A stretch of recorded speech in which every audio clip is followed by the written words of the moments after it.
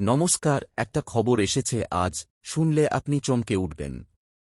আগামীকাল ১৯শে আগস্ট বুধবার তুলা রাশির জন্য যে গ্রহবিন্যাস তৈরি হচ্ছে তার নাম রাহু শনির গ্রন্থিযোগ। এই যোগে শনি আর রাহু একসাথে এমন একটি জাল তৈরি করে যার মধ্যে পড়লে বের হওয়া প্রায় অসম্ভব। আর সেই জালের কেন্দ্রে রয়েছে আপনার রাশি তুলা। আমি গতকাল রাত পর্যন্ত এই বিষয়ে নিশ্চিত ছিলাম না, কিন্তু আজ সকালে যখন পঞ্জিকা খুলে দেখলাম, আমার হাত থেকে পঞ্জিকা পড়ে গেল। কারণ আমি দেখলাম যে এই যোগের প্রভাবে আগামীকাল তুলা রাশির জাতক জাতিকাদের এমন একটি সিদ্ধান্ত নিতে হবে যা তাদের আগামী ৭ বছরের জীবন নির্ধারণ করবে। হ্যাঁ, ৭ বছর। আমি একটুও অতিরঞ্জন করছি না। এই ৭ বছরের মধ্যে আপনি কোথায় থাকবেন, কেমন থাকবেন, কি করবেন, সবকিছু নির্ভর করবে আগামীকাল আপনি কি সিদ্ধান্ত নিচ্ছেন তার ওপর। আমি এখন আপনাকে সেই গোপন সময়টা বলছি যা কোনো পঞ্জিকায় লেখা নেই, কারণ এই সময়টা শুধু তুলা রাশির জন্য। আগামীকাল সকাল ৬টা ২২ থেকে ৭টা ০৫ পর্যন্ত এই সময়ে আপনার মোবাইল ফোনে একটি মেসেজ আসবে। এই মেসেজটি অত্যন্ত গুরুত্বপূর্ণ হবে। কিন্তু সমস্যা হল, এই মেসেজটি আপনার জীবন বদলে দিতে পারে, আবার ধ্বংস করতে পারে। কেন? কারণ এই মেসেজে এমন কিছু লেখা থাকবে যা আপনার আবেগকে উদ্দীপ্ত করবে। আপনি হয়তো রেগে যাবেন, বা খুব খুশি হবেন, বা ভয় পেয়ে যাবেন, যেটাই হোক, আপনি আবেগপ্রবণ হয়ে পড়বেন। আর আবেগের বশে আপনি সেই মেসেজের জবাব দেবেন। আমি বলছি, সেই জবাব দেবেন না। অন্তত ২ ঘণ্টা অপেক্ষা করুন। কারণ ২ ঘণ্টা পরে যখন আপনার মাথা ঠান্ডা হবে, তখন আপনি বুঝতে পারবেন যে সেই মেসেজের আসল অর্থ কী। আমি হাজারবার দেখেছি, মানুষ আবেগের মাথায় যা রিপ্লাই দেয়, পরে তার জন্য অনুতপ্ত হয়। তাই আমি আপনাকে অনুরোধ করছি, আগামীকাল সকালে কোনো মেসেজের জবাব দেবেন না, কোনো ইমেইলের রিপ্লাই দেবেন না, কোনো কল রিসিভ করবেন না, অন্তত ৯টা বাজা পর্যন্ত। নিজের মনকে সময় দিন, ঠান্ডা করুন, তারপর সিদ্ধান্ত নিন। আমি এখন দ্বিতীয় সময়টা বলছি, আগামীকাল দুপুর ১টা ১৫ থেকে ২টা ৩০ পর্যন্ত। এই সময় আপনার অফিসে বা ব্যবসায়িক জায়গায় একটি সভা ডাকা হতে পারে। এই সভায় আপনার ওপর একটি প্রজেক্টের দায়িত্ব দেওয়া হতে পারে, বা একটি বড় অফার আসতে পারে। আমি জানি আপনি হয়তো খুব উৎসাহিত হবেন। কিন্তু আমি বলছি, এই অফারটি গ্রহণ করবেন না। কেন? কারণ এই সময়ে রাহুর প্রভাবে যা কিছু অফার হয়, তার পেছনে কোনো না কোনো ফাঁদ থাকে। অফারটি দেখতে খুব ভালো লাগবে, কিন্তু কয়েক মাস পরে আপনি বুঝতে পারবেন যে এটি আপনার জন্য কত বড় ক্ষতির কারণ হয়েছে। আমি একজন মানুষকে দেখেছি, তুলা রাশির, যাকে ঠিক এই সময়ে একটি বড় চাকরির অফার হয়েছিল। তিনি খুব খুশি হয়েছিলেন, সঙ্গে সঙ্গেই সাইন করে দিয়েছিলেন। কিন্তু ৬ মাস পর দেখা গেল যে সেই চাকরিতে তাকে এত বেশি চাপ নিতে হচ্ছে যে তাঁর স্বাস্থ্য ভেঙে পড়েছে, তাঁর পরিবার বিপর্যস্ত হয়েছে। তিনি পরে বলেছিলেন, যদি তিনি সময়মতো বুঝতে পারতেন, তাহলে এই চাকরি নিতেন না।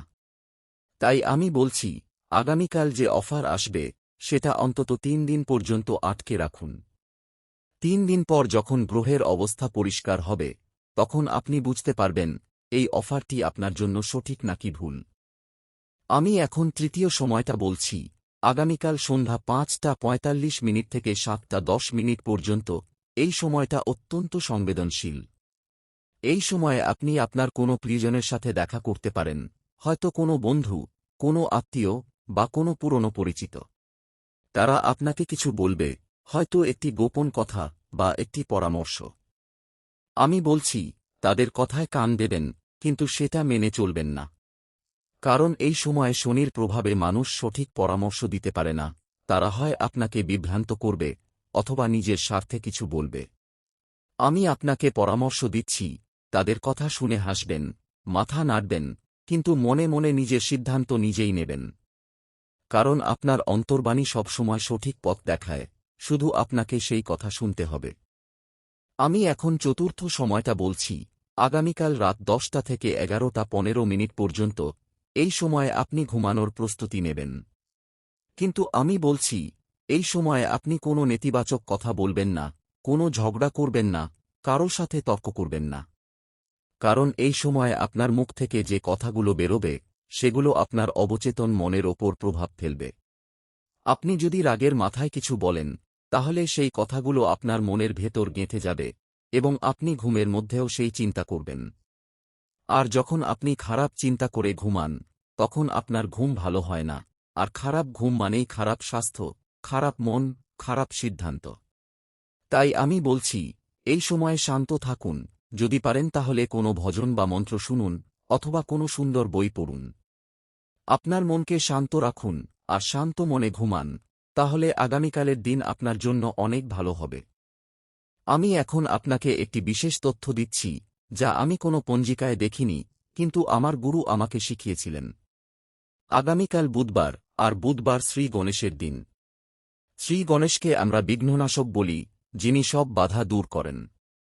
কিন্তু আপনি কি জানেন, শ্রী গণেশের আরেকটি রূপ আছে, তিনি বুদ্ধিদাতা। তিনি আমাদের সঠিক ও ভুলের পার্থক্য বুঝতে সাহায্য করেন।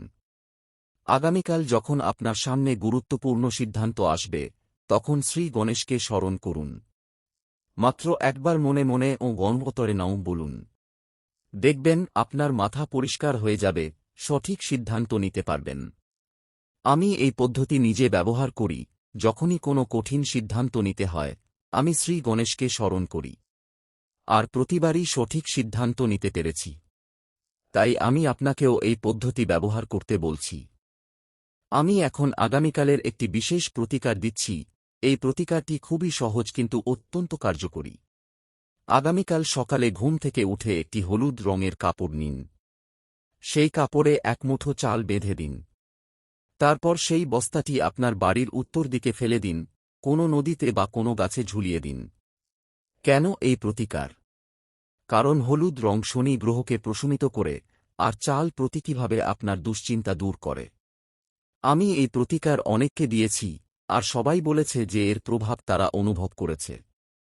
তাই আমি আপনাকেও এই প্রতিকার করতে বলছি। এতে মাত্র 5 মিনিট সময় লাগবে, কিন্তু এর ফল পাবেন সারাদিন। আমি এখন আরেকটি প্রতিকার দিচ্ছি। আগামীকাল দুপুরে খাওয়ার আগে এক মুঠো তিল নিন। সেই তিল আপনার ডান হাতে নিয়ে মনে মনে বলুন, ওম শনৈশ্চরায় নমঃ 7 বার। তারপর সেই তিল কোনো পাখিকে খাওয়ান, কাক বা চড়ুই। কেন তিল?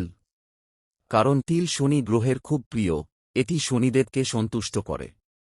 আর যখন শনি সন্তুষ্ট হন, তখন তাঁর অশুভ প্রভাব কমে যায়।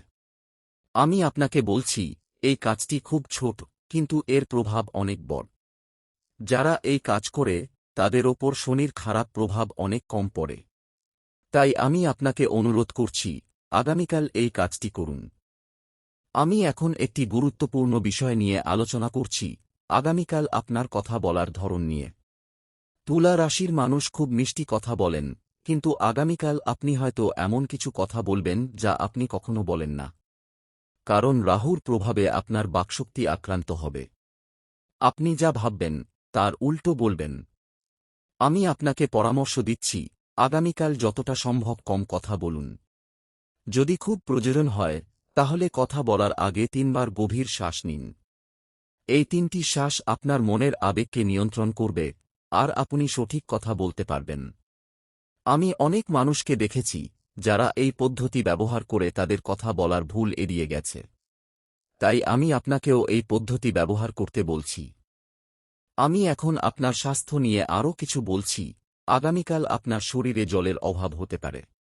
আপনি হয়তো খুব তৃষ্ণা পাবেন, বা শুকনো মুখ অনুভব করবেন। এটা স্বাভাবিক, কারণ শনি গ্রহের প্রভাবে শরীরের আর্দ্রতা কমে যায়। তাই আমি বলছি, আগামীকাল সারা দিন পর্যাপ্ত জল পান করুন। অন্তত 8-10 গ্লাস জল। কিন্তু মনে রাখবেন, একবারে অনেক জল না খেয়ে অল্প অল্প করে সারাদিন পান করুন। আর যদি পারেন, তাহলে জলে একটু গোলাপ জল মিশিয়ে পান করুন, এটি আপনার মনকেও শান্ত করবে। আমি এই পদ্ধতি নিজে ব্যবহার করি, আর এর খুব ভালো ফল পেয়েছি। আমি এখন আপনার কর্মক্ষেত্র সম্পর্কে কিছু বলছি। আগামীকাল আপনার অফিসে বা ব্যবসায়িক জায়গায় কোনো বিদ্যুৎ সমস্যা হতে পারে, যেমন লাইট বন্ধ হয়ে যাওয়া, কম্পিউটার জ্যাম করা, বা ইন্টারনেট ধীর হয়ে যাওয়া। আমি বলছি, এই সমস্যাগুলোতে বিরক্ত হবেন না। কারণ এগুলো শুধু প্রযুক্তিগত সমস্যা নয়, এগুলো রাহুর প্রভাব। আপনি যদি এই সমস্যাগুলোতে রেগে যান, তাহলে আপনার মন অশান্ত হবে। কিন্তু আপনি যদি হাসিমুখে এই সমস্যাগুলো মেনে নেন, তাহলে রাহুর প্রভাব কমে যাবে। আমি আপনাকে বলছি, আগামীকাল যদি কোনো প্রযুক্তিগত সমস্যা হয়, তাহলে একটু বিরতি নিন, কফি খান, আর কিছুক্ষণ পরে দেখবেন সব ঠিক হয়ে গেছে। আমি এখন আপনার পরিবারের সাথে সম্পর্ক নিয়ে কিছু বলছি। আগামীকাল আপনার মা বা বাবার সাথে কথা বলার সময় বিশেষভাবে সাবধান থাকুন। কারণ এই সময়ে আপনার মুখ থেকে এমন কিছু বেরিয়ে যেতে পারে যা তাদের কষ্ট দেবে। আমি একজন মানুষকে দেখেছি, যিনি এই সময়ে তাঁর মায়ের সাথে খুব তীব্রভাবে কথা বলেছিলেন, আর পরে তিনি যখন বুঝতে পেরেছিলেন যে তাঁর কথা কতটা কঠিন ছিল, তখন তিনি কেঁদেছিলেন। কিন্তু কথাগুলো ফেরানো সম্ভব ছিল না। আমি চাই না আপনিও সেই ভুল করুন। তাই আমি বলছি, আগামীকাল আপনার পরিবারের সবার সাথে খুব মিষ্টি ব্যবহার করুন, তাদের জড়িয়ে ধরুন, তাদের ভালোবাসা দিন। কারণ ভালোবাসার শক্তি সব নেতিবাচক শক্তিকে জয় করে। আমি এখন একটি বিশেষ মন্ত্র দিচ্ছি, যা আগামীকালের জন্যই তৈরি। মন্ত্রটি হল ও হ্রিং শ্রিং ক্লিং বুধায় নমঃ। এই মন্ত্রটি বুধকে শান্ত করে। আমি আপনাকে বলছি, আগামীকাল সকাল ৯টা থেকে ৯:৩০ মধ্যে এই মন্ত্রটি ১০৮ বার জপ করুন। কিন্তু একটি শর্ত আছে, এই মন্ত্র জপ করার সময় আপনার ডান হাতে একটি পান পাতার পুঁজি রাখতে হবে। যদি পান পাতা না পান, তাহলে একটি তুলসী পাতা রাখতে পারেন। এই মন্ত্র জপের ফলে বুধ গ্রহ আপনার ওপর যে প্রভাব ফেলতে চায়, তা নিরপেক্ষ হয়ে যায়। আমি এই মন্ত্র নিজে অনেকবার ব্যবহার করেছি, আর এর ফল দেখেছি। তাই আমি আপনাকেও এই মন্ত্র ব্যবহার করতে বলছি। আমি এখন শেষবারের মতো আপনাকে সাবধান করছি, আগামীকালের দিনটা আপনার হাতে। আমি আপনাকে সব সতর্কতা দিয়েছি, সব সময় বলেছি, সব প্রতিকার দিয়েছি। এখন আপনার পালা, আপনি এসব মেনে চলবেন নাকি উপেক্ষা করবেন। আমি জানি আপনাকে এতগুলো নিয়ম মনে রাখা কঠিন লাগছে। কিন্তু আমি বলছি, এই নিয়মগুলো মাত্র কয়েক মিনিটের, কিন্তু এই কয়েক মিনিট আপনার সারা বছরের জন্য সুখ আনতে পারে। তাই আমি অনুরোধ করছি, একটু সময় দিন এই নিয়মগুলোকে, একটু গুরুত্ব দিন। আর দেখুন কিভাবে আপনার জীবন বদলে যায়। আমি চাই আগামীকালের পর আপনি নিজেকে আরও শক্তিশালী অনুভব করুন, আরও আত্মবিশ্বাসী, আরও সফল। কিন্তু সেই সাফল্যের জন্য আপনাকে আজ থেকেই প্রস্তুত হতে হবে। আমি জানি আপনি পারবেন। কারণ তুলা রাশির মানুষরা সবচেয়ে স্থিতিস্থাপক, তারা যে কোনো বাধা অতিক্রম করতে পারে। শুধু একটু ধৈর্য ধরুন, একটু সাবধান থাকুন। ধন্যবাদ সবাইকে। নমস্কার।